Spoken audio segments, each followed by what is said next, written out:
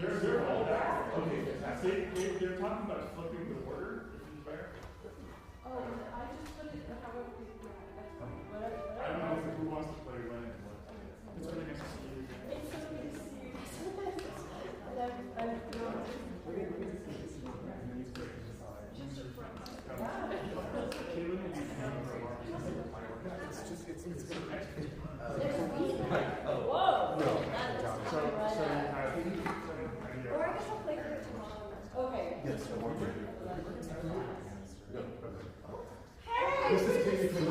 How are you?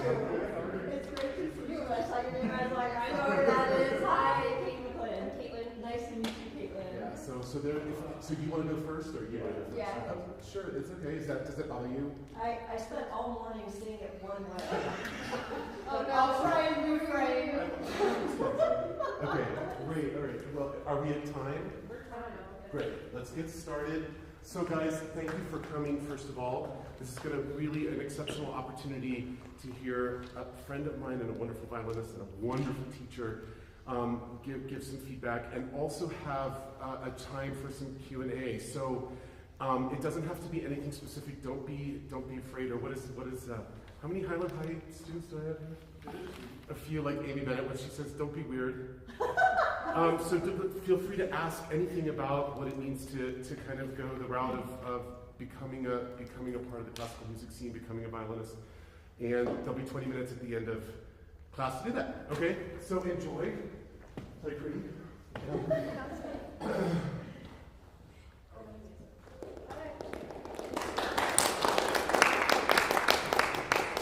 Before you begin, can I ask you a couple questions? Yes. How long have you been working on this? On and off for about a couple weeks. Okay, so it's very new to you. Yeah, just the semester.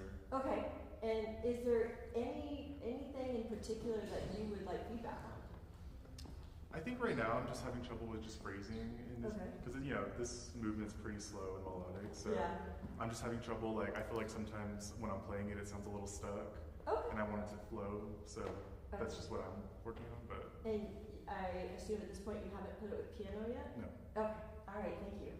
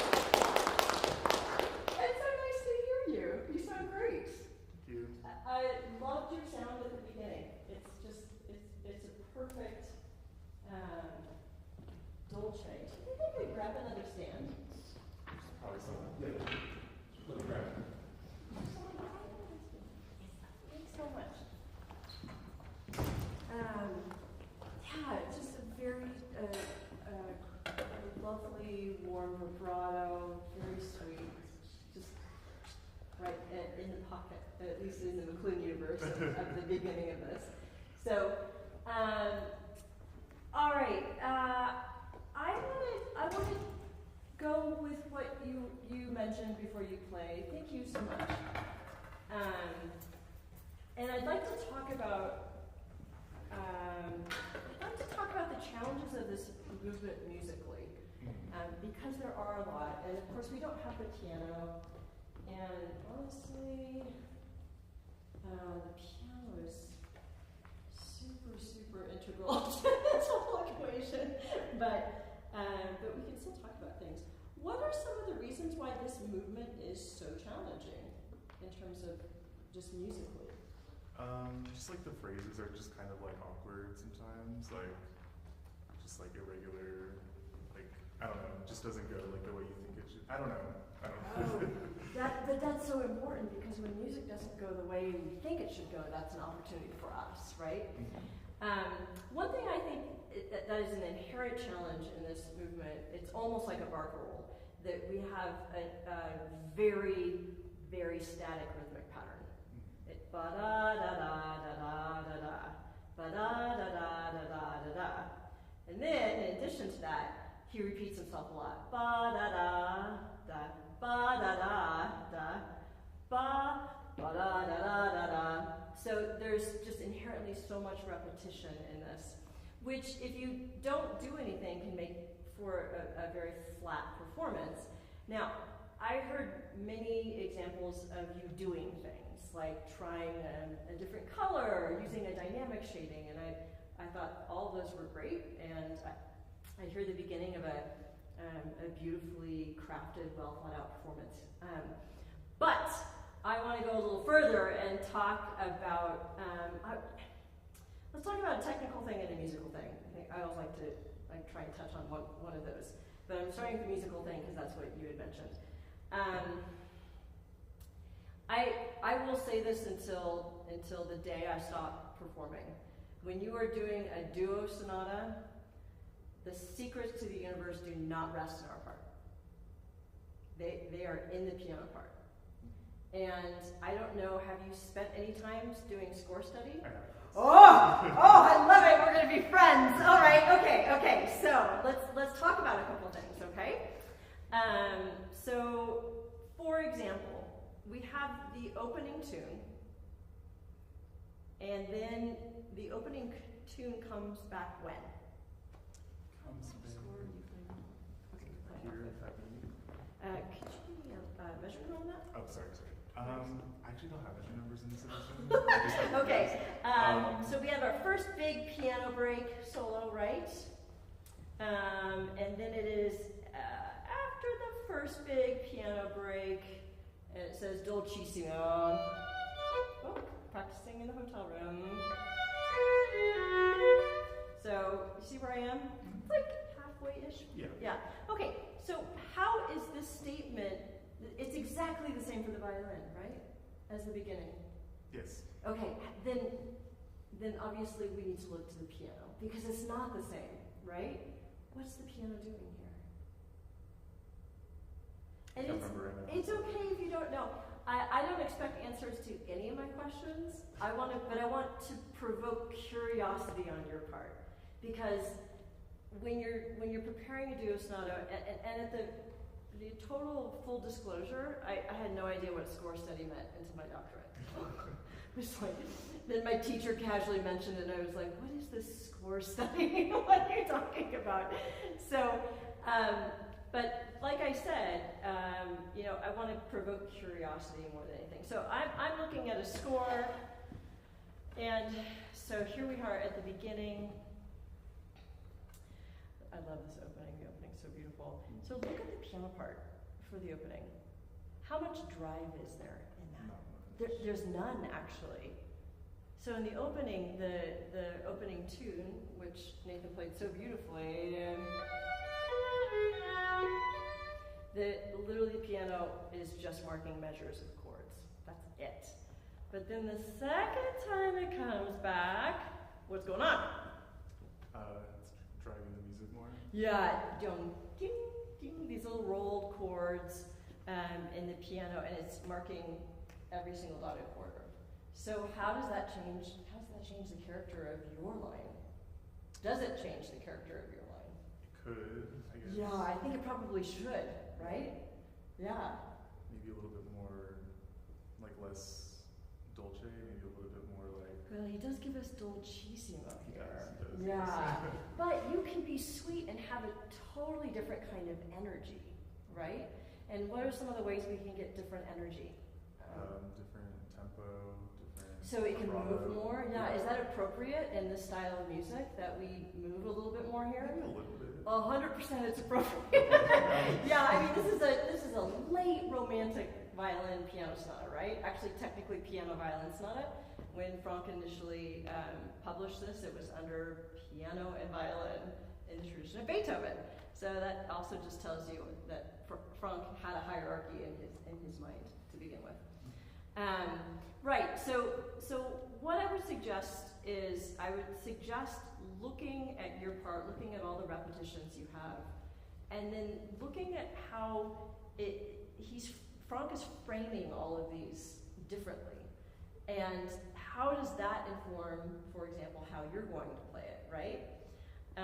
And even just, I don't know how much you're into like harmonic analysis. I'm not a harmonic analysis sort of gal, but I'm an instinct gal. And when I'm doing a class, I feel like, okay, I need to back that up with something. And what's our key, home key of the sonata and this movement? A major. A major. What key do we start in? D major. No. I don't. Well, it's a little ambiguous. But if you look at the violin line. B minor. Yeah, he actually starts us in B minor. It's ambiguous. It's ambiguous, but it's very definitely not A major. Yeah. Right. So again, inherent in that is a kind of conflict. And where does that conflict resolve? And do you think that's important? When do we finally get A major? Is it when? I guess there's no. Is it here? No, It's earlier. Okay. Yeah.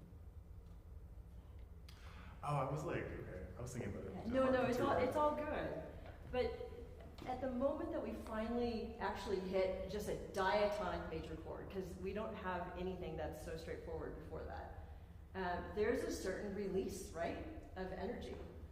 When you have tension, typically, how do we show that in violin land? If there's harmonic tension, we play louder, right? Maybe with more intensity in our vibrato, more intensity in the sounding point. And then when it resolves, this goes all the way back to Bach, man. When it resolves, then what do we do? We let go of that energy, right? And that's pretty much true of tonal music in general. That's a formula you can take to the bank, probably 95% of the time. There are exceptions. There are always exceptions. Okay, so in short, what I would recommend at this stage, especially before you start preparing with piano, is spend some time looking at the score, if it's helpful. If you're new to score reading, listen to a recording. Don't look at your line, look at the piano line, see what's going on. And then take that information and take responsibility for your artistry. How does that inform the choices you are making? I'm going to give you one more example of this.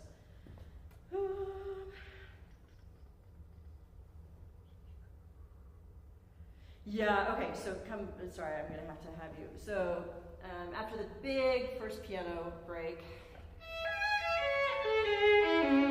and then he repeats it again, and then he repeats it again, and there he breaks, right? So if we're just looking at your part, we have two statements that are exactly the same. But if we look at the piano part, anchored by a C sharp, statement 2 anchored by a B, statement 3 anchored by an A sharp. What is he doing with the bass line?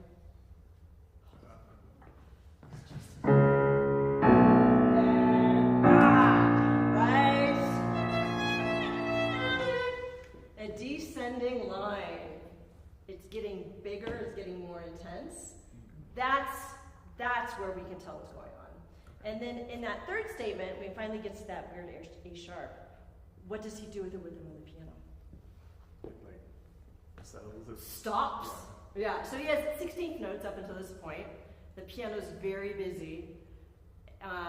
When he has, play for me actually, just hold a C sharp. Like a bass? Yep, just wherever.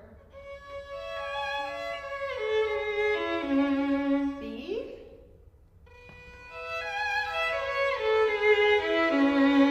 A sharp. And then all the motion stops right here. Go ahead. And then it moves. But yeah, so does that seem like that's an event? Yeah. When the motion stops?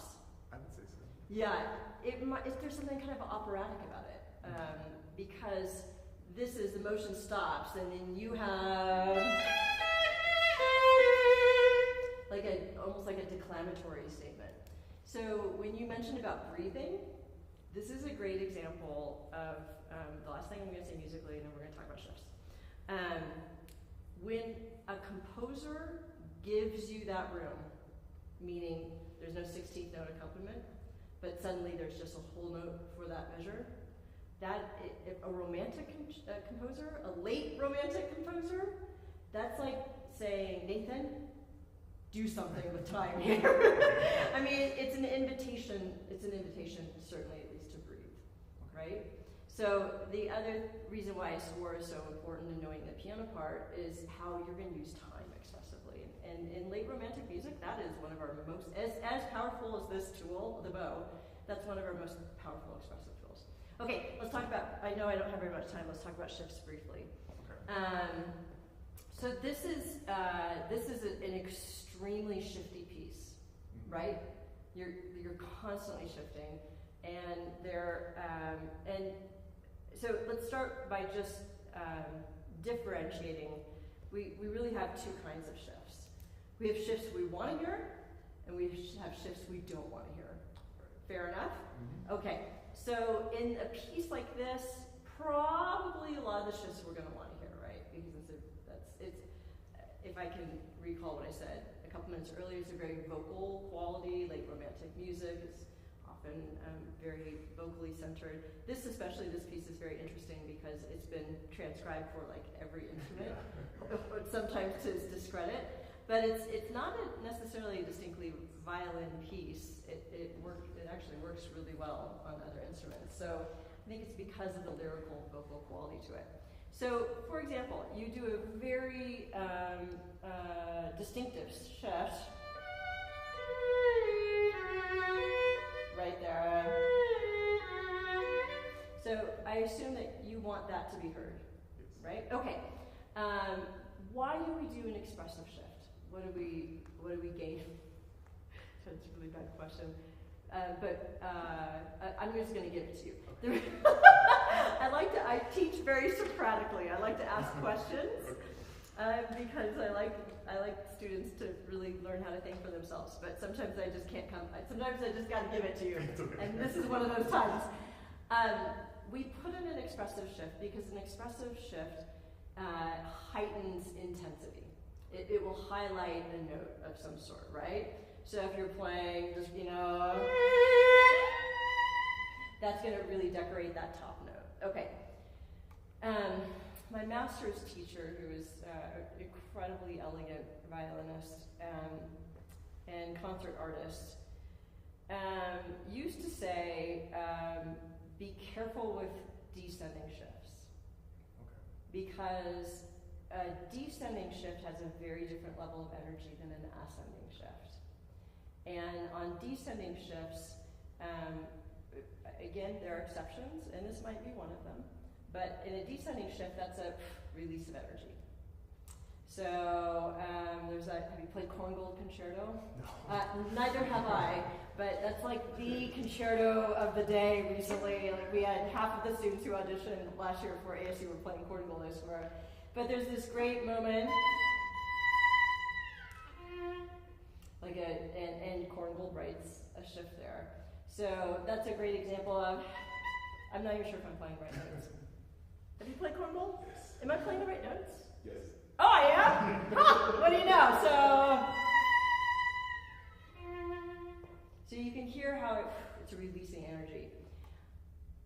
question for you is, right where you did that expressive shift, do you want to release energy there?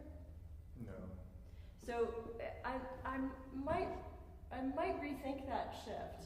Again, you can do so many expressive shifts in this music, but it has to be there has to be a reason behind it other than convenience. This is the shift, so I'm going to not release my finger pressure. That's not a good reason, but like having a really compelling reason. So if I was doing, like if I wanted to come away there, then that might work, but I don't hear you coming away. So just something to think about. Now, let's talk about the other kind of shift, the shift that is a logistic issue and not an expressive issue. There was a place where your intonation got unstable. And I want to take a look at that from the standpoint of what's going on with your shifts. So I am right off of the second phrase.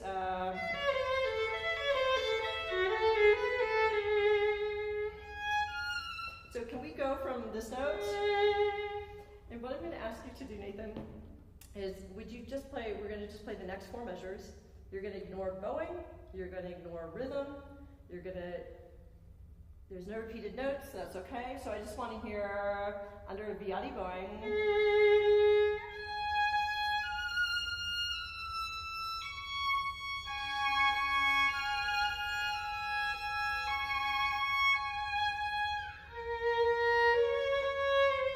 So I'm really just looking at the organization of the left hand. I'm taking out the kind of musical, emotional context, and we're just looking at the logistics of what's going on with your left hand. I also blocked a little bit, just make sure my fourth was in tune, so we could take a look at that too.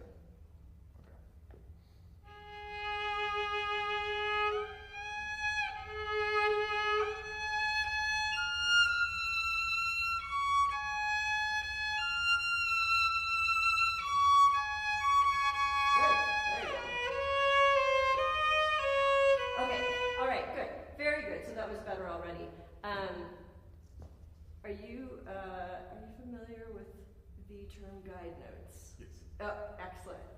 If I was to ask you to sound the guide notes in what you just played, could I hear it? You mean like sing them or? Just play them. Yeah, just play them. Okay. Like for every shift? Yeah. Mm-hmm. Okay.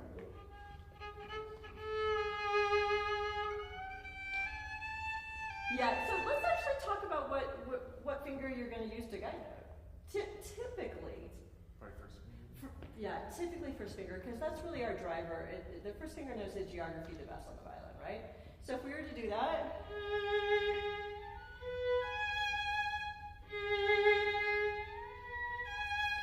see what I'm doing?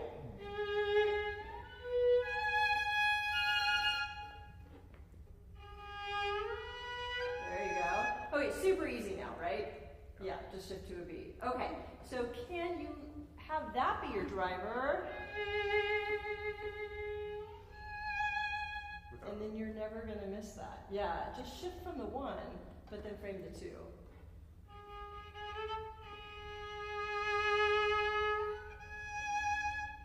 Like, you will never miss that. Because that's not a hard shift, right? So, Nathan, there were like half a dozen places where I thought, if he put in a guide note, that would be a lot more consistent. And really what we're after is consistency, because you can go in your practice room and you can practice these shifts 50,000 times, and starting with about the 5th time, it'll start to be more consistent. But then have you ever had that experience the next day you come to it in context and it's gone, right?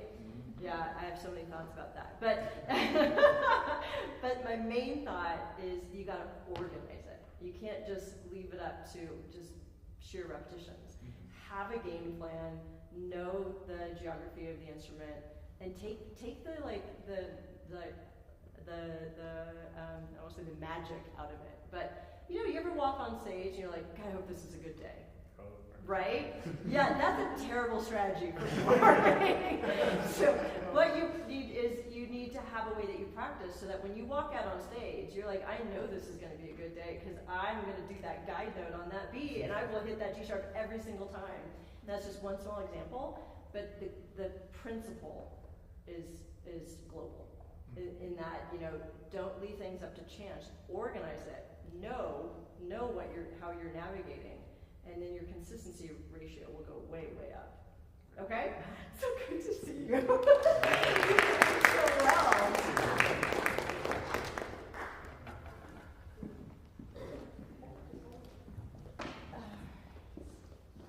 Caitlin, I just heard that you're about to play this with orchestra. Yes. That is very exciting. So you're in kind of a vulnerable space. So let me ask you, what will be most helpful for you today? Do you want to play through the whole thing? I mean, it's like 15 minutes long, so that gives us 5 minutes for comments.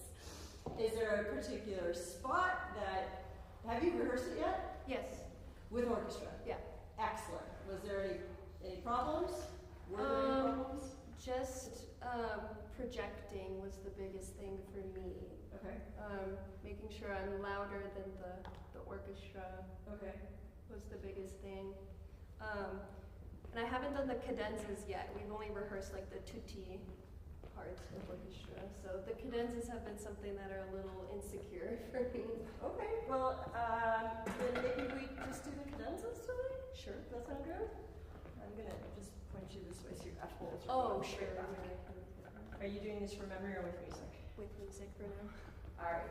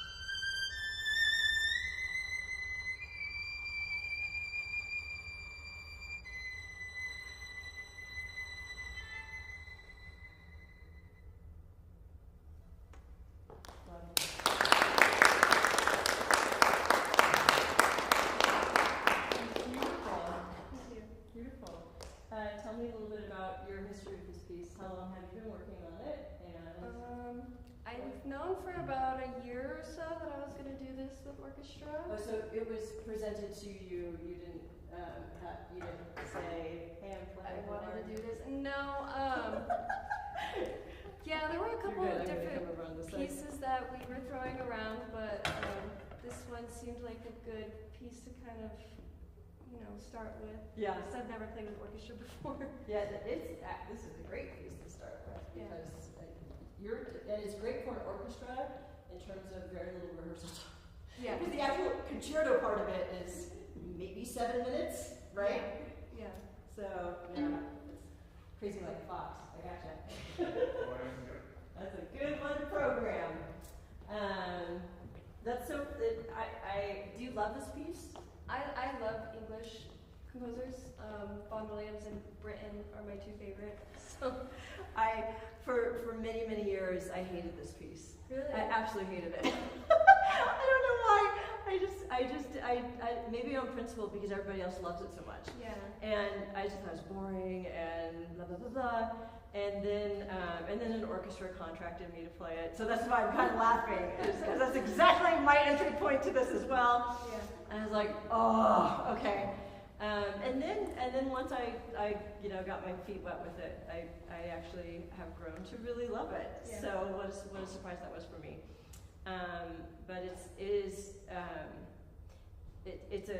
you're playing it so beautifully. I love your spirit of the piece, and it's very, this piece is so about the poem that's attached to it, and it was written. This piece, does everybody here know? Like, have you talked in a studio class about this piece? No, I'm actually playing it tomorrow. So. Oh, okay.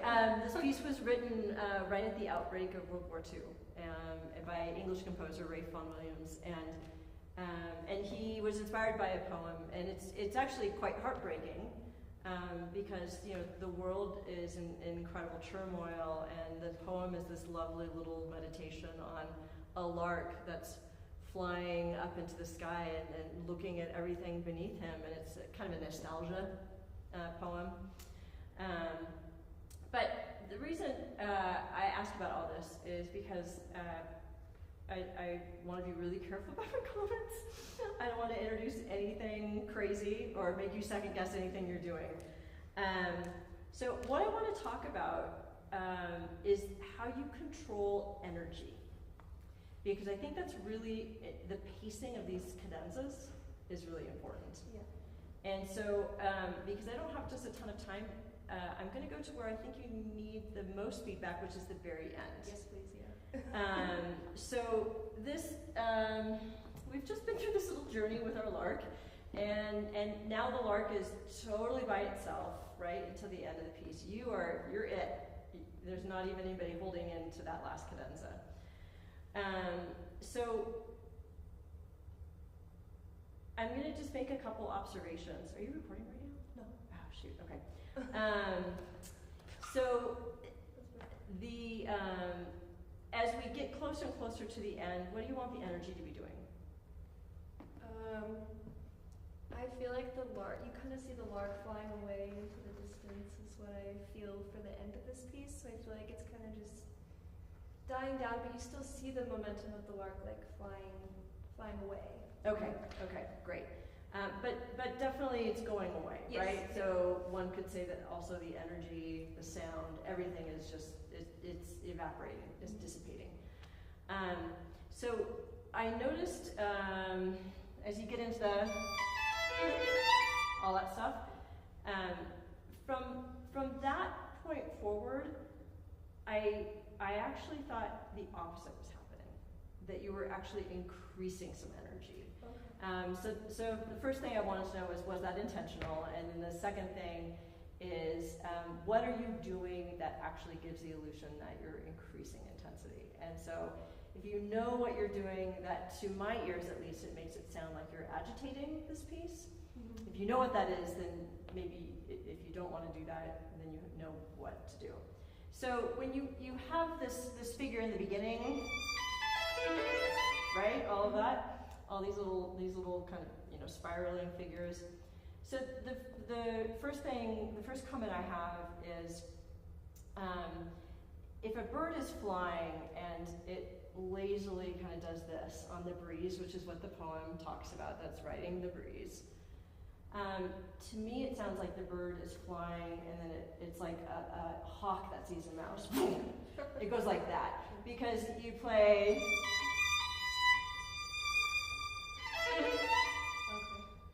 So that has a really distinctive effort. It sounds to me like you're just trying to play it as fast as you can. And I actually think I would encourage you maybe to think of it the opposite way.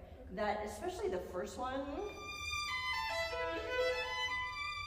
to let it kind of do this, have a little bit of perfume in it, rather than just a dive bomb. Sure. You want to try it right there? Yeah.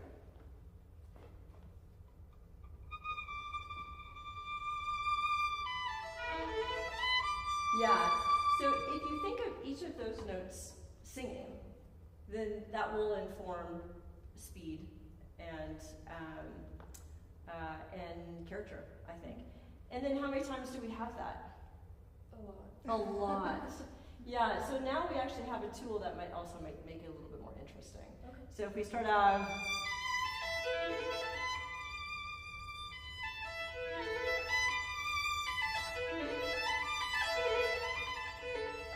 Sorry, I did a different bowing. But you can see, that doesn't really sound agitated. It just sounds like I'm cresting a hill and then I get going, right? So there's a momentum. There's a momentum to how I'm using energy. So that was the first place that I thought it took me out of my reverie, which in large part you did a beautiful job of spinning for me. It's very contemplative and meditative. And then I noticed, I was talking with Nathan about just organizational principles. Mm-hmm. And so with Nathan, we were talking about left-hand organizational principles. I would talk about right-arm organizational principles, because I heard this in the beginning and I heard it at the end. Two things will create energy where I think maybe you don't want to. I don't think it's intentional. The first is not a smooth bow change. Which I heard several of those. And then the second is bow distribution principles. So in an ideal world, we never have like 3 beats down, 1 beat up. But we don't live in an ideal world, and your bowings, which should not be re-examined at this point at all, occasionally have like 3 beats down, a long down, and then a quick up. Mm-hmm. And those ups are popping. Okay. So then suddenly I have this beautiful image, and again, something kind of breaks it. Yeah. So the thing that I would recommend doing, if you have not, are you actively recording yourself, like when you rehearse with orchestra, when you're rehearsing? I record myself like alone, but I don't record myself with orchestra. So definitely record every rehearsal you have. That's going to be one of your most valuable tools. I do it probably neurotically, but I want to know what it sounds like out there, because we don't always have a good sense right here about what the hall is doing to our sound out there. So I would recommend recording yourself, but I would also recommend recording yourself to teach yourself. You have wonderful teachers, but in the end, this is your piece, and you are the one that makes the decisions. And so when you record yourself and you listen, you're going to hear things, especially if it's not video. Don't do a video, because when there's a video, you start watching yourself and you're not listening the same, right? Mm-hmm. When it's just an audio, listen for these things, because these are the things that break up the beauty of this meditative music, and take your listener kind of abruptly out of that. And then the last thing I would say,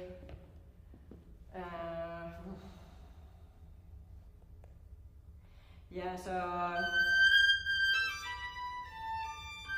it's been a while. It's okay.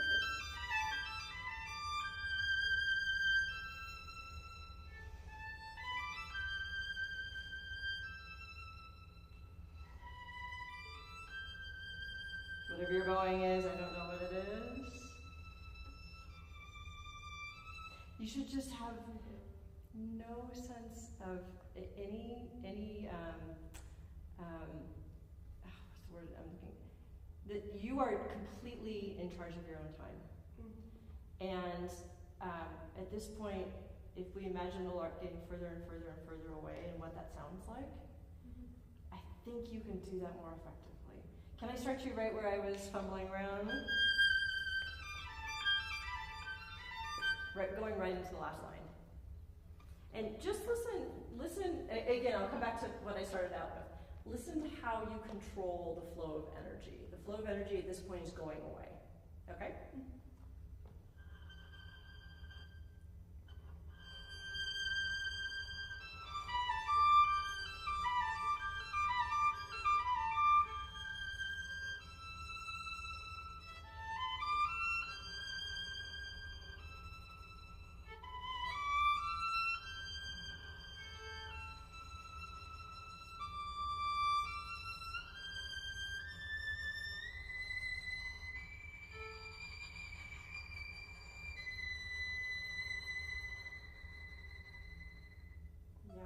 Yeah, better.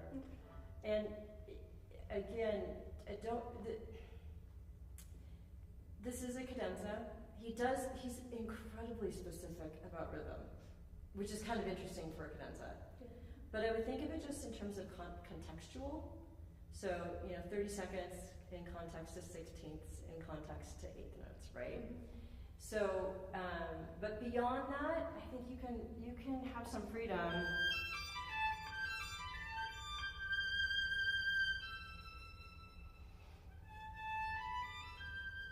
It doesn't have to be. Yeah? Even slower.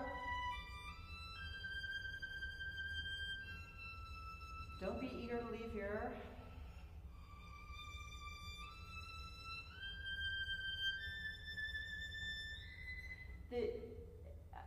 I have since played this probably, 6 times with orchestra. Yeah, get ready. This is going to be your career. You're going to be playing this a lot. And this part never ceases to be kind of magical. Because you're playing and like everybody, you can hear a pin drop at these moments. And these are the moments that are really powerful, I think, in terms of us being able to connect with an audience. And I would learn, I know it's only your first time playing with orchestra, and what a cool first piece this is to play with orchestra, but don't be eager to get it over with. I don't know how else to put it. Don't be in a hurry. I would do the exact opposite at the end, because everybody was like, nobody's breathing at this point, because it's so distinctive. And I don't know what it is about non-violinists. When we're up here, non-violinists are like that, right? I mean, there's this incredible energy because it's so striking and amazing. So you don't have to have a big ego, but you have to understand the power you are wielding when you play a piece like this, and don't give away that power. It is your time to have this experience with the audience and touch them in a way that's going to be memorable to them. People will come up crying to you after this piece. Everybody loves this piece. And I get it now. Yeah. And when you were playing it, I was like, oh, this piece is really pretty. but you control. You have the circuit breaker. You are in control of the board, and so just enjoy it and record yourself. Yeah. Listen for that flow of energy. Make sure that you don't have any interruptions to it. And have fun with your first concerto. Thank you. It'll be great. You sound lovely. Thank you so much. I wish I could hear all of it. So much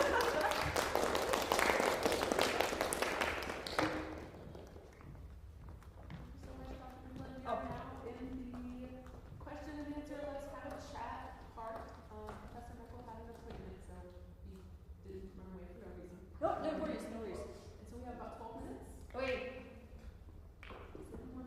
How about I start by asking questions? I like that. So, let's see. How many of you are you all music majors? No. How many are music majors? Okay. And then people who aren't music majors, are you music minors or studying because you love it and you want to keep it in your life?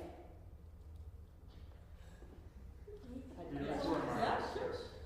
What? The other two are minors, like music minors, yes. Okay, all right. And then of my majors in the room, what are your various tracks?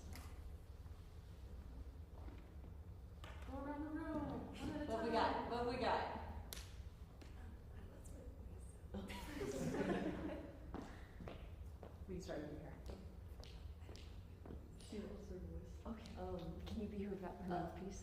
Well, I don't really.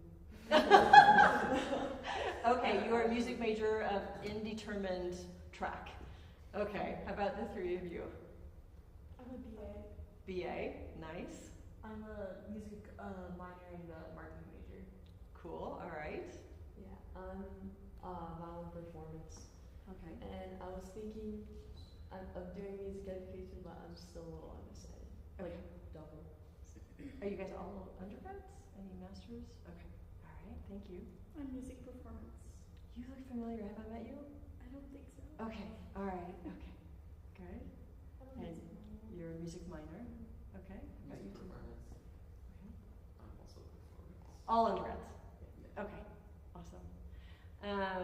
And how do you guys feel entering the music world at this strange junction in time? What are your thoughts? Excited? Apprehensive? Yeah. Yeah. What does an ideal career look like? Go this way now. Well, We can loop Caitlin and Nathan too. Are you guys both performance? I just started my master's. Oh, okay. Great. I'm on performances. But not master's. Yeah. Yeah. So what kind of career do you guys want? I have my bachelor's in music education, and so I love teaching. I have a private studio, and so that is my main passion. But I wanted to get better at my instrument before I continued to pursue teaching. I would love to have a professional orchestral career. Like orchestra is one of my main loves. I love playing with orchestra. So Thank you. Nathan? I would also like to teach. Private, I would like to have my own studio. Just the usual, freelancer life would be my dream. Just gigging, some per service orchestras, teaching, just kind of, piecing my career Yeah. together. Yeah. Which is what most careers look like nowadays. Yeah. Thank you. How about you? I'm kind of indeterminate at Okay. the point. I was a pre-law major, Mhm. and then Professor Michael convinced me to switch. So I don't regret it, but it's kind of figuring out exactly what the focus is going to be. Although I'd like to keep it with me, at least in some aspect, no matter what. So Did you completely drop your pre-law? I have a minor. I don't know if I'll be able to finish it. So right now, my main focus is music. Yeah, thank you. Probably teaching private lessons and orchestra. I do want to do grad school after, but that's all I know right now. Yeah. Just by the way, I had no idea what I wanted to do as undergrad. So I don't expect you guys to have your life plan all, boop, boop, boop, boop, boop, all written out, but yeah. Okay. And do you want to keep it in your life always? Is that why the minor? Yeah, I'm accounting, so I'm just doing it for the side. That's a nice balance too, accounting. Yeah. And musicians are always good at math, right? I always hear that. I think it's largely true. Largely. I know there are exceptions. So. And you? Music therapy. Oh, nice. Yeah, I'm actually looking at the ASU program. Yeah. What area are you interested in specializing in? I'm not really sure yet. Okay. Yeah. Yeah. It's that field has exploded. Mm-hmm. Yeah, it's really neat. Okay. And you? It's still a little bit uncertain, but I just love music and I wanted to get as good as I can at violin. And I'm also interested in composition too. I love super interesting ensembles and stuff like that. So I wanna play in a bunch of different styles and stuff. Yeah. Thank you. Nice. And my back rowers? So for music-wise, I'm not sure if I'm wanting to continue as a career or not. It would be great if I could, but since I'm a marketing major, I'm hoping to go into yearbook representatives. So work with yearbooks to help high schools create them. So. Nice. I have no idea.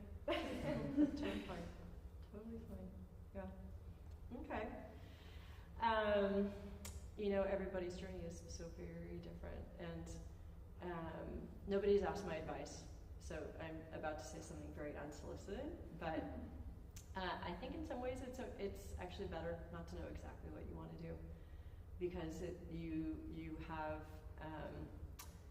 an open mind to everything. And I will say, in my own journey, some of the most important, valuable, influential experience I had were things that I was not into, but for a variety of reasons, I would step through that door, and they ended up exposing me. Like when I was in school, I hated playing in orchestra. I hated it. I'm sorry, it doesn't. I'm talking truth here. Oh yeah. I also don't like playing in some orchestra. Exactly. And one of the reasons I picked my doctoral program was because doctoral students didn't have to play in the orchestra. That was a factor for me. Ironically, I was playing in 50,000 other orchestras, trying to put myself through my doctorate. But my point being is, my career is largely as a concert master of an orchestra out in Ohio. And so I would never have seen that. And I used to think I hated contemporary music. And then I got a fellowship to play in a contemporary ensemble, and I needed the money. So I was like, okay, I'll do that. And then I found out I loved playing contemporary music. I just had never really done it. So my whole point is, you guys just don't know what you don't know. And I don't know what I don't know, but I know a lot more now than I did when I was 20, that is for sure. And I'll just circle back and say, be open to every opportunity, even if it's something that you think you don't like or that you're not interested in. Because it's just, in my particular case, I think that is why the successes I've had is because I was open to trying new things. And then they in turn opened a lot of doors for me. So, good luck, everybody. It was nice to meet you, everybody, and thank you for the beautiful playing, Nathan and Caitlin. And I wish you the best and moving forward. Thank you. Hi. Hi. Nice to meet you. Nancy.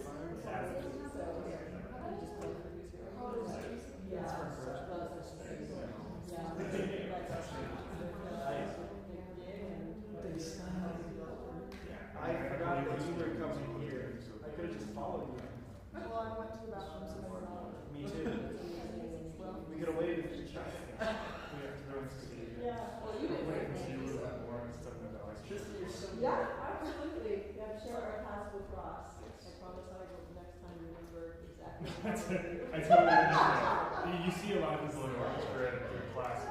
Well, it's a little bit of the non-stop. Yeah. That's it. Yes, Nice to meet you. Nice to meet you. all right, take care. Thanks for coming. Yeah, absolutely. Grace is on, That back right where it was. Yeah. So she is the president of the two. That's it for And she's me. coming Right up now, with but something, so she's everybody like, else is. I think that's it. Okay. Perfect.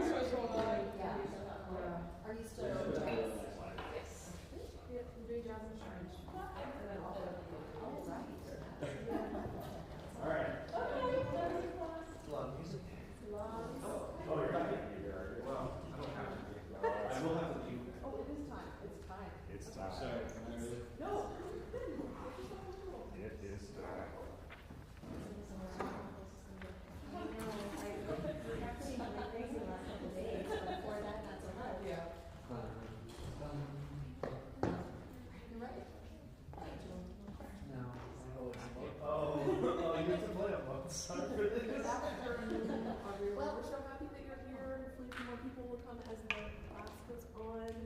Y'all are in for a real treat today. Dr. Andrew Campbell, who's here to play concert tonight and to give a masterclass now, was my teacher at ASU, and I would not be the collaborative pianist that I am without his guidance and mentorship. And we're just so happy that he's here. So, bad at introductions. I will let you go. Okay.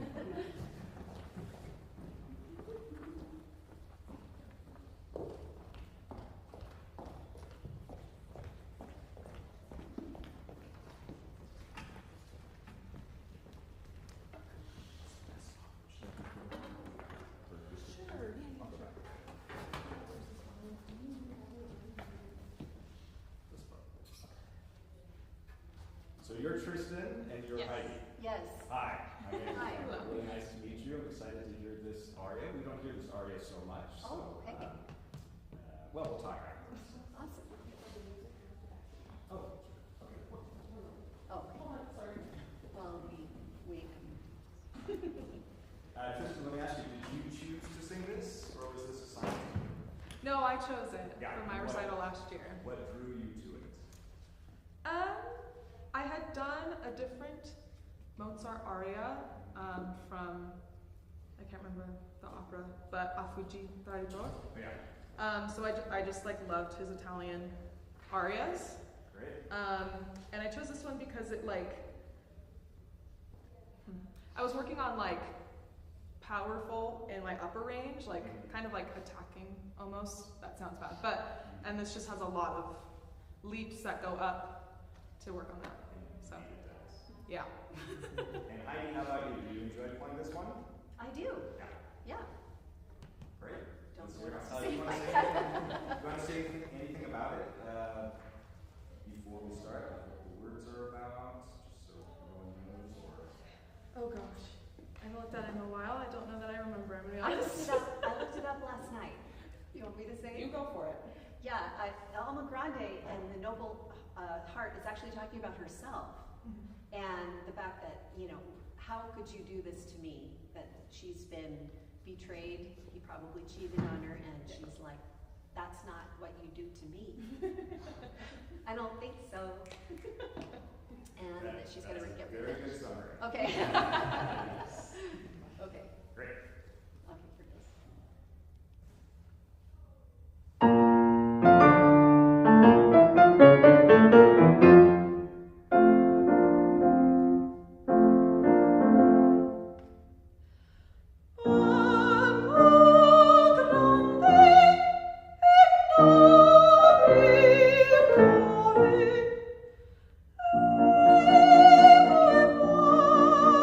Maria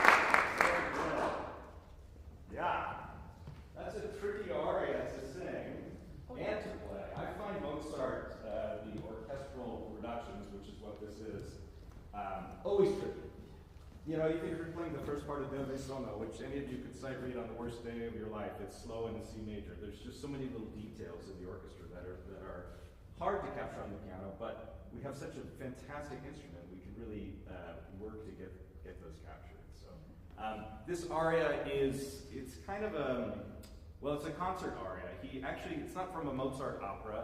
He probably wrote it to insert in an opera by a different composer. They sometimes would swap arias out like that. So we don't really know too much about it. It's definitely by Mozart. And you can kind of hear the two-part structure if you know a lot of Mozart arias. We've got sort of the slow, grand opening section, and then the faster section where you're raging. And you actually have a couple of lines at the end, and the whole last section, you say ingrato about a million times, which is you're talking about this villain who you are confronting. You have the noble heart and the pure soul.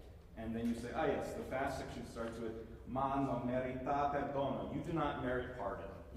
You're telling this guy to stop with this guy. You don't merit pardon, and I'm going to seek my vengeance upon you. So that's, even though this is not from an opera that we would know the plot from, that's kind of the setup for that. So since this is a collab class, I'm probably going to be talking mostly to Heidi, but I might have to do things. Yeah. So.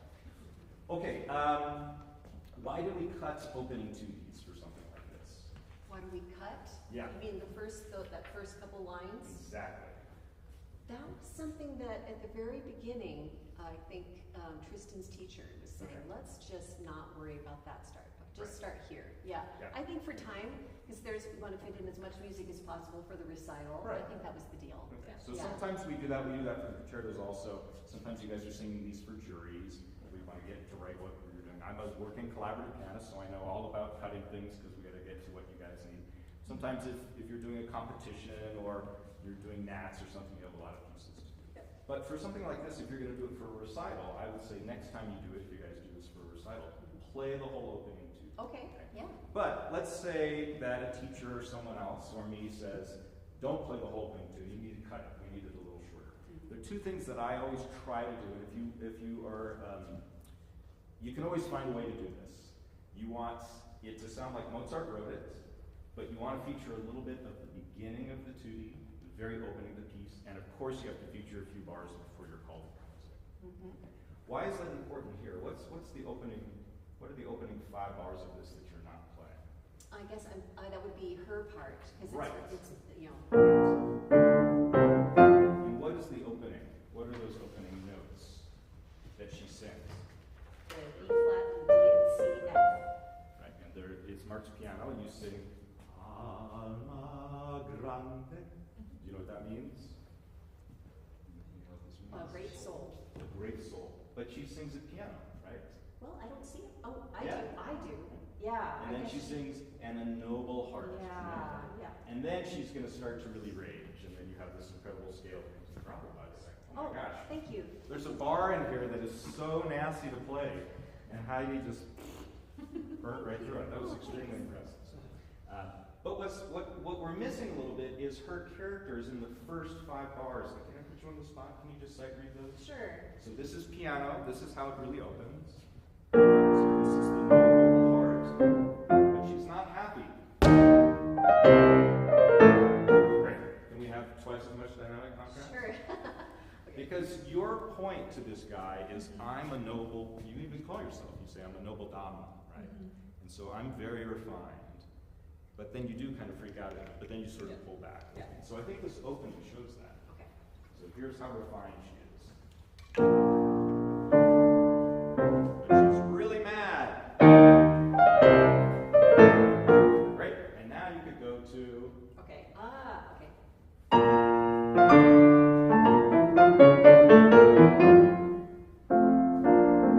Take some time here. Right. So when we have a double thing like that, Mozart will do one thing and then he'll repeat it, and then there's a fermata. Mozart in the style is not going to write a retard there, but we'll take a little bit of time there. Let's go sort of curtain rising. So I think that gives us a little bit of a better sense of who she is as a character. And we've added maybe 5 seconds to this. Okay? So always look for that. And I want to ask, if when you are doing an aria that has a long 2D, a long introduction, you You know you're going to cut it, or your teacher says we need to cut it. Work with your pianist. If it's not high, communicate that to the other pianist. Let's always have something at the beginning, because the first music the composer wrote is the first music that you're feeling before you sing. And for a composer like Mozart, you can always find, here's the 5 and here's the 1. In this case, you end on B flat, you start again on B flat, where the cut happens. So it works. But you can even do this in Strauss arias or complicated Puccini arias. I did it in a Wozzeck aria once. It's complicated to find a spot where you can do the cut. Okay. 2 things about Mozart art. Well, I'm going to ask you a question. I want you to find the most difficult spot for you to play. Okay. 2 things about Mozart arias that I find tricky. One, of course, it's written for the orchestra, but a lot of it sounds like what he would have written for the piano. There's a lot of scales, there's a lot of arpeggios, there's a lot of things that sound very pianistic. Okay? It's probably either this one or this one. They're both kind of similar. Okay. They're sort of like a fugue. Great. So we'll get to it. So. Okay. So when you're trying to take something that, if we're not careful, sounds like piano music and make it sound like the Mozart orchestra, admittedly not a huge orchestra, but a substantial orchestra where maybe 12 strings and a handful of winds. What are your techniques to make something that could sound like a piano sonata sound like the orchestra? I think that there are times that you want a string sound, so it could have some urgency to it, or it could have softness to it, depending on what that they're doing at that moment. Okay. It could be plucked, or it could be a more legato kind of a singing sound. And if there's a horn, that would be a little more strident and bright. How does your right foot fit into this discussion? Well, I think for a legato, then it's going to be a little heavier pedal. Right. Yeah. Right. So, but if we use too much pedal, then it doesn't sound like Mozart, right? So for me, the trick to playing these arias is when to use the pedal. Because sometimes I'll be playing a single note in the right hand, but that's maybe all the first and maybe all the second violins. So, 8 people playing that. And my single note on the right hand, I have to make it sound richer with a little bit of vibrato. And for me, the vibrato, when I'm trying to get vibrato sound, 5 minutes, really? Oh my gosh. I'll stop talking. Okay, let's look at a couple of spots, and then I want you to show me those spots. So, can we look at this spot? This is on the second page where you're doing this sort of texture. This happens a lot in Mozart arias, right? And these are the strings with bouncing the bows. Yeah. So what kind of staccato can you use for that to sound like maybe 8 string players bouncing the bows? I think what I was trying to do is keep touching the keys, so don't something like that. How about if the conductor says off the string? As opposed to, if we do a real sharp staccato, which is a lovely sound on the piano, that doesn't sound like a Mozart string for my taste. So I kind of do a little bit of using my fingers a little bit like that to get kind of a lighter staccato or more resonant staccato. I can tell that you're Dr. Fincher's teacher because she does that. What's tricky about this is you have to do this. Yeah. Right? How do we do that? How do we coordinate that? Well, you want to move as soon as you can, basically. So you're something like that. Great. Okay. Yeah. There's something that can happen when we're playing repertoire where we have suddenly a logistical thing that's not written for the piano. Mozart did not write this for the piano. I should have started with that, but I think everyone knows this. He wrote it for the orchestra. We sometimes unintentionally put a rubato in there because of what we have to do physically. The orchestra has to do nothing physically there because the people who are doing this are doing that. Someone else comes in and plays the scale. So this is really important for Mozart. It's important for any orchestral production, but particularly for Mozart. If we are making a timing decision, a rubato decision, based on our humble limitations of jumping around, that's the wrong decision. Okay. So you are actually late on the scale. I'm not surprised to hear that, yeah. What can you do to not be late? I suppose I could, you could do maybe in the left hand play something instead of the right hand so you could get there faster. Is that what you would do? I don't know if that would work. So you could take over that with the left hand. Yeah. So look what I'm doing here. So I'm taking over the repeated chords that are written in the right hand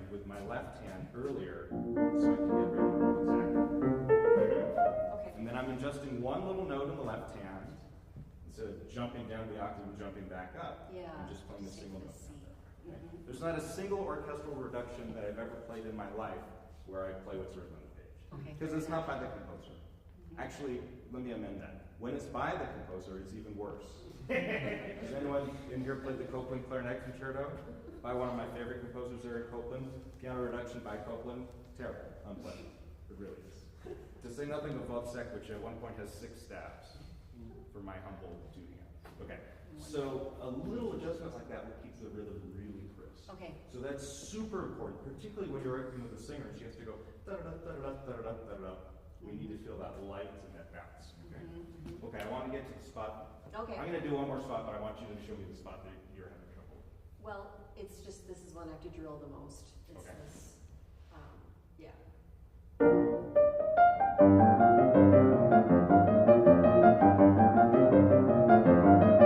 Because I can play it, but then as you can see, I have some things written in there. I'm supposed to make it musical.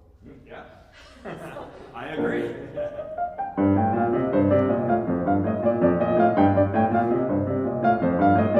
Something like that. Yeah. Trying to make it move. I like that. I Like think it? that sounds good. I think Okay. the practice. So you said you have to make it musical, right? Yeah.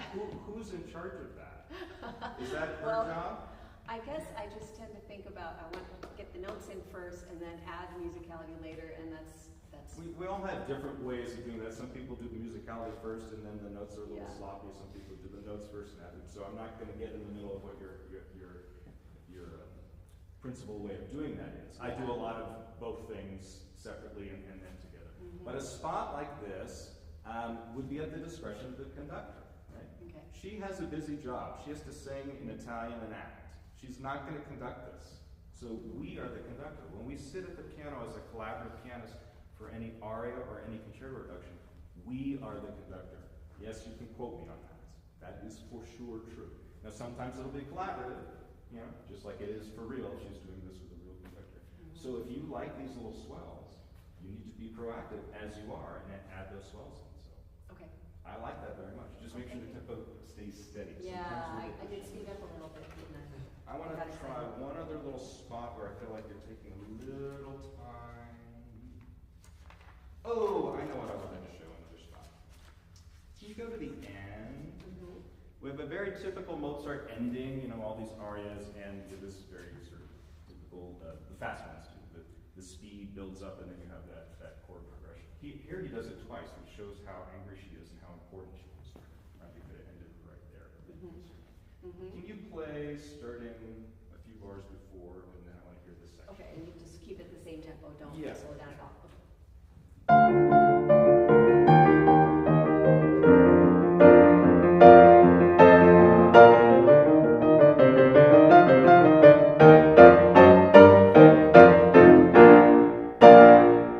How are you going to tell us that's the end?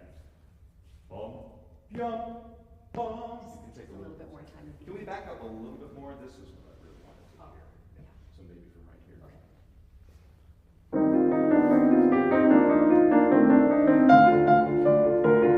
Right. So everyone, what's written here is exactly what Heidi's playing. Right. How would the strings play this? Would they be lighter? I mean, how would they who's physically playing that? I guess you'd have two different, if it's an octave apart, you'd have two different violins playing. Probably cello down there. And a cello, yeah. So would the cello be jumping up and down the octave? Bum, bum, bum, bum, bum. No, I'm thinking they would alternate. Yeah, that would be awesome. That's not what's happening. That's not How about this? This first violin playing the top note and second violin playing the second note. Yum, bum, bum, bum, bum. So what is actually happening is this. Okay, so sometimes when we see a Mozart reduction, you're going to see, particularly a fast aria, you'll see alternating things. I see. Sometimes you'll see it like this. Sometimes that exists, right? Sometimes it's this. Sometimes you'll see in the bass this never exists. Everyone raise your hand. That never exists in Mozart. I've never seen it in my life. But you see it in reductions all the time. Because they think, oh, I'm arranging this for Heidi.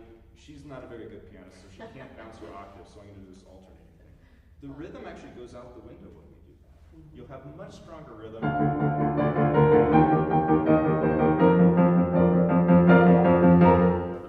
You can actually control the tempo, control the intensity. She's driving towards the end, right? She's singing it, and she needs to hear it. If you've ever watched a conductor conducting for these intense spots, sometimes they're looking at the lower strings because they're driving the rhythm, or the timpani is involved or something. Okay. The violins will take care of themselves. Gotcha. So one piece of advice that I have for all of us, when you see that alternating bass thing in any Mozart aria, I can guarantee you it's never alternating. But if you want to check, go ahead and check. But if it's not alternating, collapse it and bounce the hands. Okay. Do you want to try that Sure. once?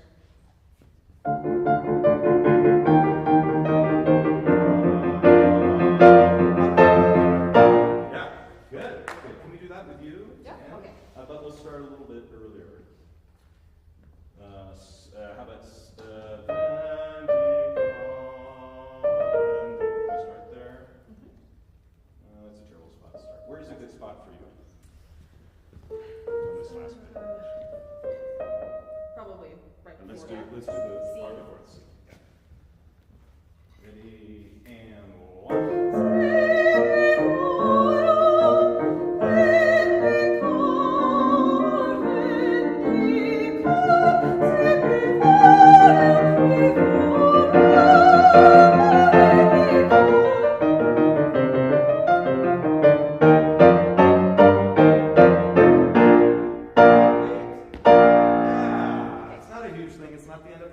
aria, but you have to let the audience know that the piece is over. Right? Okay, very nice. Good, very good job. What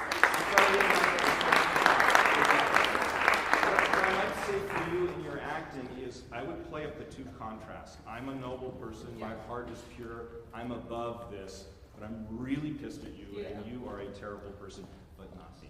That kind of back and forth. Yeah, good. Okay, now we have some Schumann, yeah? Yes.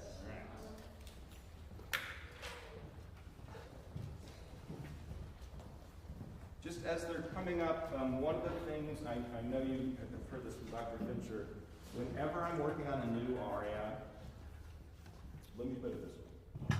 I don't know what everyone's philosophy is, but when I have a piece that I'm working on that's originally written for piano, a song for voice and piano, or a violin sonata for violin and piano, I don't listen to the recording before I start to play. Because I don't want to be prejudiced one way or the other by the recording. After I work on it, after I rehearse it, if I need a little bit of inspiration, maybe I'll listen to a super old recording, and then I'll listen to a more recent recording. But that's way down the line of the process. If I'm working on a concerto or an opera production, the first thing I do is listen to a recording with orchestra before I touch the piano. Because as soon as I touch the piano, I'm prejudiced to my amazing instrument, the piano. And even though I know those notes are not by Mozart, I'm sort of fighting, thinking, oh, gosh, this is awkward. Why is it so awkward? The singer sounds great, and I'm struggling with this. There's like 4 bars that are incredibly awkward that you do quite well. But if I listen to it first, the Mozart orchestra sounds effortless. It's so light and easy. So then I realize I have to recreate that on the piano. So if there's one thing I can leave you guys with from that standpoint, it's great that we have one aria and one song, because this is totally different. The way I would start this is completely different. But for the arias, please listen first to an orchestral version, not a piano version. So you get the sound of the orchestra here, and then you won't settle for anything less. You'll be like, I need to sound like that. And your singers will love you for that, because they'll hear that and they'll feel that. Okay, you guys want to tell us what's going on here? This is a really interesting song. Yeah, me or him? It could be either of us. How about you? Okay, On the spot. so Waldesgespräch is, I think the name means like, it's like forest dialogue, and it starts with the guy, right? Okay, so this guy's going to the forest, it's cold, it's late, and he comes across this woman, and I think she's like, you should get away from me, like I'm dangerous. And he's like, wait, but you're like really pretty and stuff, how could you be dangerous? And he's like, hold on a second, I know who you are. You're a witch, you're Lorelei. And then she's like, you know me well. That's me. And now you're gonna die. and then the song ends. That's exactly right. It's about a 2.5-minute long opera scene. Yeah. Yeah. We have 2 characters, right? You have to sing with 2 voices, right? Yep. Awesome. Let's hear how it goes. And you have to be the incredible sound role for 2 different characters. What's the guy like? What's his character? What kind of guy is he? Real shy, sort of nervous type? I haven't thought about that. I picture like a lone traveler. Maybe he's on his way to a market. Right. Like he's kind. He's asking if she's okay, if she's all right being alone in the woods right now. Yeah, yeah. I mean, he also is, I think the music at the beginning is very sort of heroic and sprightly. Yeah, I don't picture him as I reserved. think he thinks he's a pretty cool guy. I think he's a little bit overly confident. You know, he sees this beautiful maiden in distress. He's like, oh, I can save you, no problem. Right? And in the first verse, the Lorelei says, what does she say? Grootste minne, something about my heart is so broken because men are so cruel. Men are so cruel, my heart is so broken. And then she doesn't say I'm evil, she says, flee, you don't know who I am. Yeah. Right? And that's just like, you're like a fly to sugar when you hear that. You're like, oh, I'm not fleeing, are you kidding me? Men have been cruel to you, I'm super nice, I'll save you from that, and I will rescue you. I mean, you as Lorelei, you do this probably once a week. You lure these guys in and you kill them. I mean, that's what Lorelei does, right? Mm-hmm. So you have this act down, this sort of, oh, I'm so weak, and yet exactly, men have been so mean to me, who will be my knight in shining armor? And you come racing and like, oh, that's going to be me, and then, exactly. Boom. Cool. All right, let's see how this goes.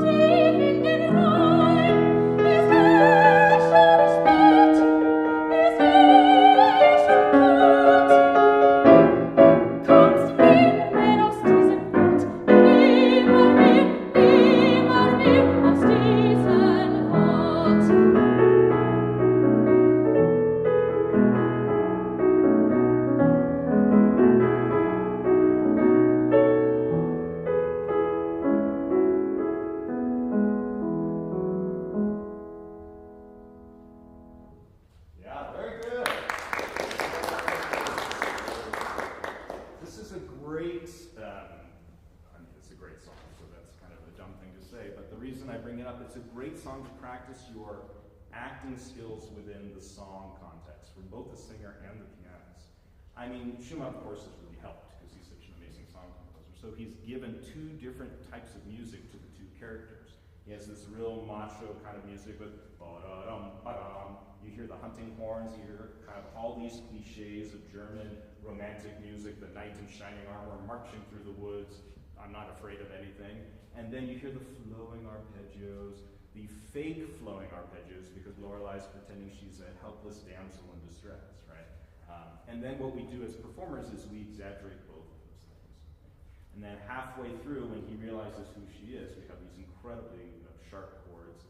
And then when Lorelai's music comes back, it's in the correct key. It's in E major, so that you get to really hit those high notes and be extremely triumphant. My question for you, Alec, is my question for me. Why is the postlude the same as the prelude? Because remember, Schumann is Mr. Postlude, right? If you think of Schumann's songs, oftentimes the postlude is totally different music, completely different music, and sort of clarifies what the song's been about, what the emotion has been about. Usually the postlude could be something that can't be spoken, some emotion that's so subtle that the poet doesn't even address it, and then so Schumann creates a whole brand new type of music. Here, the postlude starts exactly like the prelude. So I think that, like, obviously the beginning is meant to be like the horns of, like, the vault horn. And can so you play the vault horn? Here's the horn.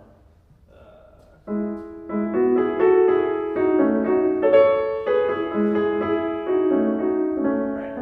Those are literally German hunting horns that have been heard in hundreds of songs and German pieces of music for 1,000 years. Mm-hmm. And I think while it like paints the character of the man, it also sets the scene of the forest. Right. And so I think that ending it the same way as it begins is like, it's kind of a chilling thing of like, the forest is the same as it was. It's like nothing ever happened. Oh, I like that.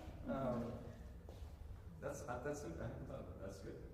Have you seen those scary movies where someone goes into the forest and the forest closes behind them? I mean, let's be honest. There is no Lorelai. There's no witch in the Black Forest. Where does Lorelai actually live? The Cliffs of the Rhine. The Cliffs of the Rhine. If you have the pleasure of going to the Rhine River in this part of Germany, there's this huge rocky cliff that all these ships over the centuries would smash into. So they have to come up with a legend for why that is, and it's because the Lorelai's up there, looking beautiful with all her hair and all this kind of stuff. The sailors are going, oh wow, that's so fantastic. Oh, they smash right into it. There's actually a statue for Lorelai like that. But behind the statue in that area, of course, is the forest. So this doesn't actually happen, but it's an explanation for people, heroic guys who go off to the forest and don't come back, because that would happen back then. The forest is very thick. So, can he be a little bit lost in the postlude? I feel like your postlude is so vigorous. I love the prelude, but I would love if the postlude starts like he's already wandering around, like what is happening, and that's what just can justify the retard at the end. I see. You want to try that? Yeah, that's. Because I think, if I'm not mistaken, yeah, the prelude is marked mezzo forte. So can you play the prelude once? Here he is, he's a heroic guy, he's in his outfit, on the horse, he's got the trumpets, maybe you got a couple dogs with you, all the good stuff. Great. Well, Lorelai has grabbed you, you're dead. Is it forte piano? Yeah.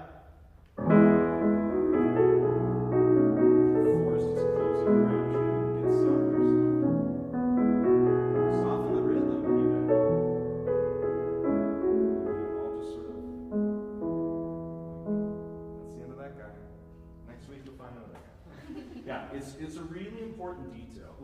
What's really cool is that the music is the same. Mm-hmm. And I like your idea that the forest still exists, everything's still, that's exactly right. But from the perspective of the audience watching this is totally different. And Schumann gives us a couple of clues. The big clue is the forte piano. And you have a grace note before, right? Yes. And you really kick that grace note and then get rid of it immediately.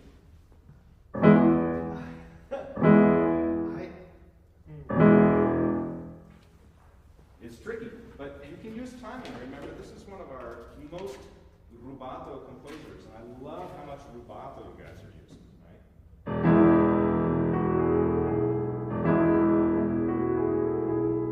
So the backsliding of the tempo, or the kind of haziness, or the wooziness, maybe he's bonked his head, he falls off his horse, can happen right away. Because the music at the end, so I got my round glasses on. This is the music of her, right? She says, you'll never leave the forest again. That's her. I even tried it once where I sort of left the pedal.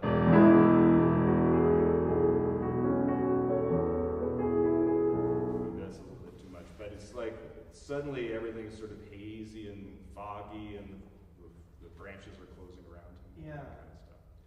So use timing. Use timing. Because you're not using timing in the prelude. The prelude is filled with vim and vigor. Okay, kind of just think about that. We have to fix one thing. I've played this song a lot. No matter who's singing it, what do we need to fix in the first part? From the collaborative perspective. Oh no. Oh no! Alec is playing with a lot of energy, but too loud. Okay. We will never fix that by putting the lid down. That doesn't fix it, right? I mean, it fixes it sort of, but not really. Okay. So how can you give us the impression that you're playing with that intensity and that energy, but when your colleague is singing, you play with less volume? I think I need to like use less arm weight, but move my arms more so I can express more, but not have to play so loud. Great. Okay. So I mean, the first thing is don't play so loud. Yeah. Okay? But sometimes when we don't play so loud, we lose energy. I don't want you to lose the energy. Use the rhythm, the spice of the rhythm. Because that won't cost you very much. What hand is getting in her way? Probably the right hand. Right hand. Okay, so be a little careful with the right hand. Do you have to worry about her in the introduction? No. No.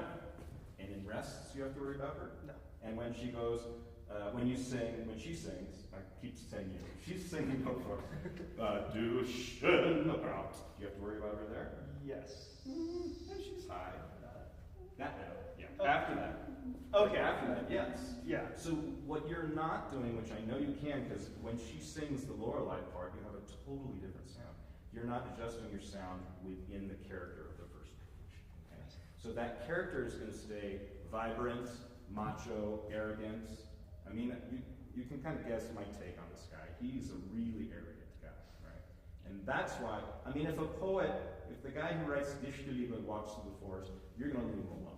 Like, there's a poet, I'm not going to go out there. But this knight, he's toast, right? You're going to get him, okay? So you want to play that up. Use the rhythm, use the articulation, but just listen for her actively and dial it all. Can we try that? Yeah. You don't sing any louder. Okay. But what can you do to help with the balance problem? More consonant energy. Great. And what's the rhythm you sing right at the beginning? Dun, dun, dun, dun, dun. Is that easy to do with those words? No. No. Es ist schon spät. Es ist schon spät. Right? That's a lot going on there, okay? So keep it super forward. You might have to wait for a split second to get that out. I think the tempo is good. I wouldn't go any faster. Faster sounds frantic. Slower sounds even more macho. So why don't we try this? Let's take an edge off the tempo. Keep the rhythm crisp. Even double dot, maybe. And then when she comes in, just dial it down a little bit. Try that.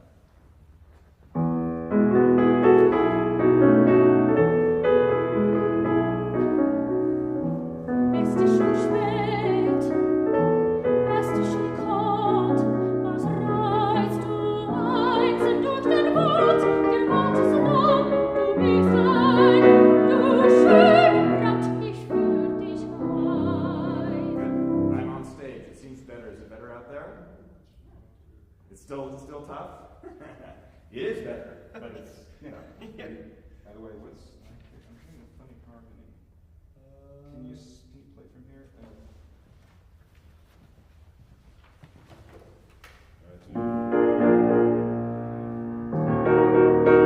Sorry. Yes. I was doing a major chord. I got so happy there. I thought, thank you, right?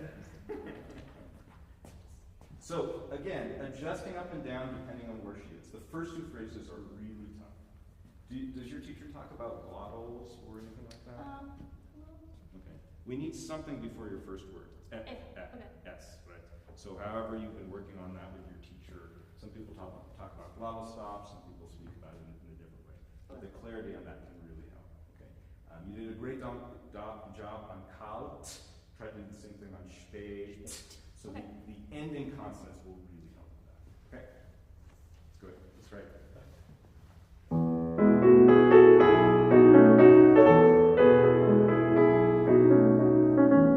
Es ist schon spät, es ist schon kalt, was reizt du einzeln durch den Wald? Der Wald ist lang, du bist ein.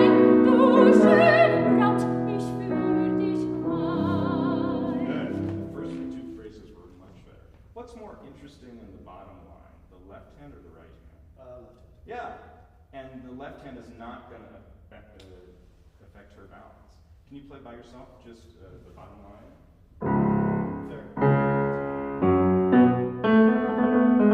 Yeah, don't you like his grace notes, though?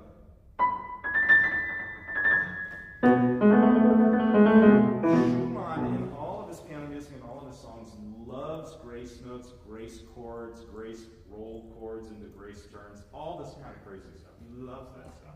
He never puts it in there to hide it. That would make no sense, but that's okay. He puts it in there to show off, and this is a great spot to show off. And then you can drop out the repeated chords, not literally, but play those less. And what will be really spicy, what will be really intense, is her vocal line against your incredible left hand stuff. Cool. Did you notice how? So she has a crescendo. Eyes on Buchstabart, when I was going like this. So what I would do in a situation like this is listen for her crescendo and paste the crescendo with her. Okay? We see a crescendo on the page and we just start to play loud, right? So if you're playing it by yourself, no problem. I have no problem with that. But for something like this, no matter who you're with, you're going to paste that crescendo. Okay? I don't know why Schumann plays this song so low. The cycle is for mezzo. Do you do the whole cycle or just this song? Just the song. Okay. I shouldn't say. I think I know why he did. I don't know this for a fact, but I think he put that part low because he wants it to sound like the guy, right? So that's great, but it's not in a great range for any mezzo who sings this. So you have to do stuff with your diction, which you're doing now, and as pianists, we have to give the energy without the volume. Okay? Cool. Let's do one other little spot. Let's do the second verse. So reich geschmückt ist groß. So wunderschön. So you say so wonderful, beautiful twice, Yeah. right?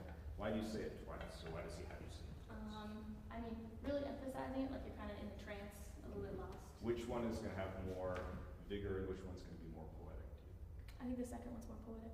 Great. So the first one is pretty intense and the second, okay, so Yep. we'll listen, look out for that. And that's great because then you have der Junge live, and then boom, yes. So when you get to this, yes, this is suddenly loud because this is when he realizes who she is. What I would do here is use the articulation for the intensity, but not the volume. So super short on the chords, almost brittle on the chords, but not quite so loud because it is pretty low for her. The whole last verse I think is written really well for the voice, and Schumann did that on purpose because then the Lorelei can soar above so that you can kind of enjoy the sound. So let's do the second verse to the end. Be careful of the balance and see if you can color this second. So this part, even though there's a crescendo, will get a little more poetic. And then when we go to the final verse, when the Lorelei sings, let's hear. Be creative with the post-it. Let's see what you do with the post-it. Okay. So we're starting at so reich geschmückt. That'd be great. And again, be careful with the rhythm. Sometimes I hear even eighth notes. So reich geschmückt. Yeah. Okay, thank you. Reich geschmückt ist groß und rein, so wunderschön, die junge Leib. Jetzt kenn ich dich, Gott stell mir bei, du bist die Hexe Lorelei. This is all victory now. Du kennst mich wohl, du kennst mich wohl, von ein Stein schaut still, ein Schloss tief in den Rhein, es herrscht und schmeckt, es herrscht und Gott. Kannst du nimmer aus diesem Wald, nimmer mehr aus diesem Wald. Just watch him stumbling through the forest. Probably gets to the edge of the cliff and just falls over and falls over Yeah, nice. I would do actually a bigger retard. You had kind of a blurry pedaling. Just keep it blurry and then clear to the chord at the end. Yeah, great. Good job, you two. Very nice. It's great to work on songs like this because it really forces both of us to be really creative with different voices. I mean, you can actually use different voices, which you are, and then we have to use different techniques of playing the piano to quite a few songs like this where we're using 2 or 3 different sort of voices. So it's very fun. Great, thanks. I guess we should do kind of a Q&A. Is that the plan? So this is the chat part. The chat part? If anyone has questions, also would be interested to hear any advice you might have for our students. Okay. Well, why don't we do questions first, because sometimes that can happen. So, as everyone probably knows here, I teach collaborative piano down at ASU. I'm the director of the program there. And it's my career, my life, I'm super enthusiastic about it. So anything that you guys want to ask me, I'm happy to share. So. Yes, go ahead. You should go first. Okay. I need to prime my question. Okay.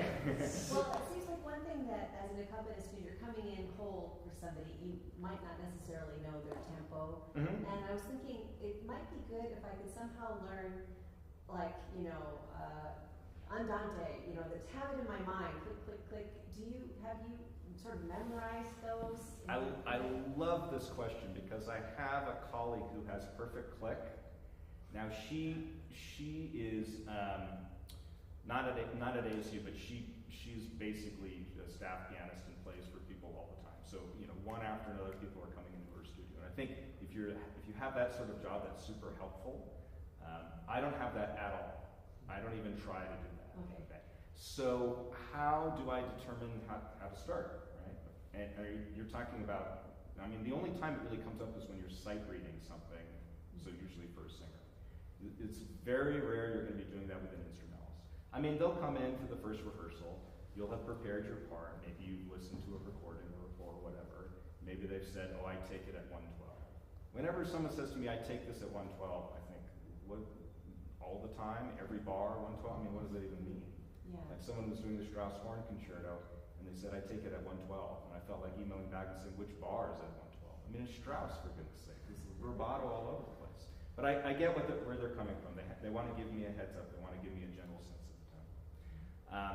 So I just start playing, and then I start listening. If it's a singer for an audition, who's played for voice auditions here, where the singers are just coming in and handing you music and you're just sight reading? Is anyone? I've done something kind of similar. So it's exciting and scary and all that kind of stuff at the same time. If it's an aria or a song that I know, I just start at the generic tempo, and then my ears are just wide open. Sometimes the singers will come up to us and say, this is my tempo. That's what I would look like if I was trying to conduct my tempo. I'm not a conductor. Okay? So we don't blame our singers for trying to conduct. If I want to talk to a singer about the tempo, if I'm really worried, I will say, sing it to me. Just sing your first line. That's so much better than conducting. But usually I just say, when they try to give me the tempo, I say, that's great. And then I just know, as soon as they come in, I'm ready to adjust. I guess my advice for you is, I don't find it useful to have perfect click. I find it actually restrictive, because then we think everything is going to be in that tempo, and sometimes our colleagues do also. I appreciate why they do it, but I don't find it so helpful. What's really helpful, and if a singer is nervous, or if I'm nervous playing for them, I say to them, I'm going to start, I'm going to play beautifully, don't worry about it, and when you come in, you take your tempo, and I promise I will adjust. That's a super important conversation to have. And when you guys are coaching your younger singers, and they're going off to an audition without you, and they're really scared because they've rehearsed with you 1,000,000 times, and you know their tempos inside and out, but the strange pianist won't, tell them that. Say, if you're going off to an audition and they've hired a pianist to play, we have to trust that most of the time, doesn't happen all the time, but most of the time it's someone who's going to be good at what they do, and tell your singer, don't take their tempo, take your tempo. But just start singing. Don't do this. And please.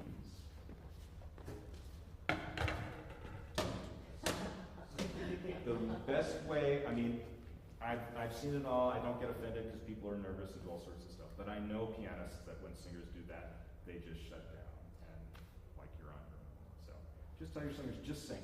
Just sing your tempo. A good pianist will adjust. Okay, thank you. Okay. You had a question? Yeah, I don't know fully how to phrase it. I feel like sometimes I have all of this music that I'm learning, and sometimes I'm like under the sword, you know. Do I know? Yeah, of course I know. You know better Amy, than do me. you know? Yeah. And it's really hard for me to continue to prioritize making musical decisions and thinking about that actively when I'm just trying to make sure I can go to bed that night, you know? Right. And it sucks because I get really depressed when that happens for too long. I'm like, I'm supposed to be a musician and I'm just playing notes. Like, this sucks. So when you say making musical decisions, can you define that a little bit? I think details get away from me very easily. And I miss things that I know that if I gave myself a little more time, like, it's things I know very well. I don't know. So, I mean, the first thing is probably something that all collaborative pianists do, whether or not they do it coherently or in an organized way or just sort of haphazard. Sometimes I'm a little haphazard, is you just got to prioritize. So that's the first thing, is when you get your music for whatever the semester or that month, you look through the stack, you read through it, whatever, and you say, okay, this is just going to take a lot of woodshedding. This is a difficult piece to play. If I want to be accurate, I'm just going to have to practice that a lot. This is a piece I don't have to practice at all, except for I want to bring an incredible musical sound to it. So I could spend hours shaping the first bar, right? I mean, back in the day, I had a lesson on the Moonlight Sonata where I played the first bar of the Moonlight Sonata for an hour, okay? We don't have that luxury as collaborative pianists sometimes, but it's great that I had that lesson because I know how my teacher really taught me how to listen and how many versions of it you can do. So, I mean, I have a colleague who's pretty brutal about this. Again, she's a different staff pianist. She says, I never practice the easy stuff. I just take care of that on stage. That's a little too extreme for me, but I know what she's saying. If I have a passage that is not difficult technically, and I'm collaborating with a singer, I'm going to listen for what that singer is doing in real time in the space on the beautiful piano to figure out. I'm going to try some options, of course, in the practice room. But I'm not going to practice it for 20 hours by myself in my home studio because it's going to be totally different when someone else is on stage and I want to interact with them in real time. I will have tried out possibilities and hopefully rehearsal with them. So I think that's something that sometimes I think of as, I'm trying to think of a piece tonight. So tonight we're playing these 4 pieces for Much Ado About Nothing. And the third one is just unbelievably beautiful, like the most romantic music that Korngold wrote. It's actually slightly tricky for the piano, but the main thing is it's so beautiful, and I want to bring a real incredible sense to it. But I have to practice the Szymanowski Tarantella because it's really hard. I only have so many hours in a day. So I've tried lots of different things, rehearsed of course with my partner. But I know when I get on stage, I hope, when I get on stage, that my ears are going to be wide open. And I'm going to be shaping those phrases based on what is coming back from the room, from the piano, and from what she's doing. So I'm not going to practice that as much as I'm going to practice the other things that need that attention. Some people are really organized with this, where they have red tabs for things they have to practice every day. Another thing to keep in mind, and maybe you guys are just getting to this point, music will always come back around. Yeah. Right. So I don't know if are you an iPad person? Yeah. Okay, so back all that stuff. I'm still on, paper music, so I never want to lose any of my copies of music because it has all my markings written in. And I know when I pick up a certain piece of music, what pages I have to practice if I have to play it that night. I know what those spots are. So I don't just start at the beginning and practice, I jump right to those spots. So in the midst of working on your semester's long project, you can also have that in the rotation. And let's say you're working on a really difficult piece, but it's not being performed in a month. Well, you can't practice that piece every day because you've got all the other little things going on. But you can practice the hard part of that piece every day. So you don't lose that dexterity if you've built it into your fingers. Yeah, everyone's a little different with that. Like I said, my colleague says never practice the easy stuff. That's too extreme for me, but I understand where she's coming from. I try out all the possibilities for the easy things, but I trust that when I'm on stage, I will have the focus and be listening to my colleague to make those moments special. Yeah. I guess is the I see what you're saying. When I played the first movement of the Brahms F minor viola sonata last year. Yeah. And I think one of my big pitfalls was that it's the development and the part of the recap where you have the crazy polyrhythm part. Yes. Both of those are the two hardest things that I need to touch every day, and I didn't. And so I would practice them, and I would come back to them, and I'd be like, I'm still bad at this. I was good at this 2 days ago, and that taught me a bit how to prioritize it. I know what to do better next time, but. And have a little practice plan for those spots that you can do in 15 or 20 minutes when you have these short breaks. This happens all the time for collab pianists. We'll have 20 minutes here, 30 minutes there. Maybe the singer is canceled or whatever. You have a little bit of extra time. So know that you can practice those 8 bars in a dedicated way. Have really good practice strategies. I do the metronome game like a lot of people, but that's not the best way to practice. Have other ways to practice so you can kind of mix different things in.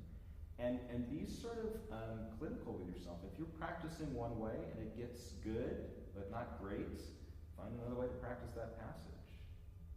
Rhythms. I'm not big on hands separately once you get to a certain point, but it kind of depends on the piece, I suppose.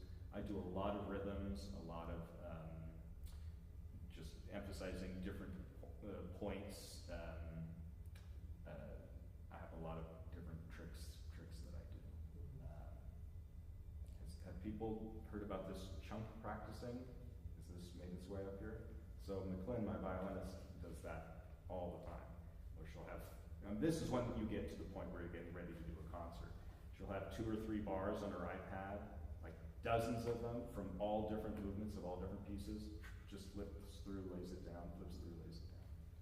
It's pretty impressive. It's very weird to hear her practicing up in the room because you're 2 bars of this piece and 2 bars of that piece, 2 bars of that piece. But it trains you to have quick synapses for those different moments, as opposed to kind of when you practice, 30 bars in a row and build it up to speed and do it over and over again, which is sometimes that's sort of my practice technique. So. But try to mix it up. If you feel like your practice technique is only getting you to 80%, you need to find something else to do. Make a little etude out of the passage. Be consistent with your fingering, crucial for collaborative pianists. And I spend a lot of extra time up front finding a good fingering, maybe a secret fingering, maybe a strange fingering where the right hand and the left hand are taking different notes. I will spend extra time doing that, knowing that it's going to save me from practicing down the road. I can't tell you the number of times where a student has played something for me, and I've done what I think is an amazing coaching about music and all this kind of stuff. And then I say, and if you put your 4th finger there, it'll really help the passage. And they lose their minds. They're like, that was the best lesson ever. Really, just that one fingering that I gave you? What about all the other? It's nonsense. No, I don't need that, Dr. Campbell, but I needed that 4th finger. A good fingering can really, really go a long way. It's really helpful. Other questions? Maybe we're out of time? It's already 3 o'clock. Oh, I'm sorry. I have to go to church. Yeah. Bye. Great job. Nice to meet you. You're welcome. You're welcome. Thanks so much, Dr. Campbell. This was fun. I'm sorry it's hard for me to be super efficient. No, it's great. I know it's so short. Good to see you. How are you? Good. Oh, thank you for having me.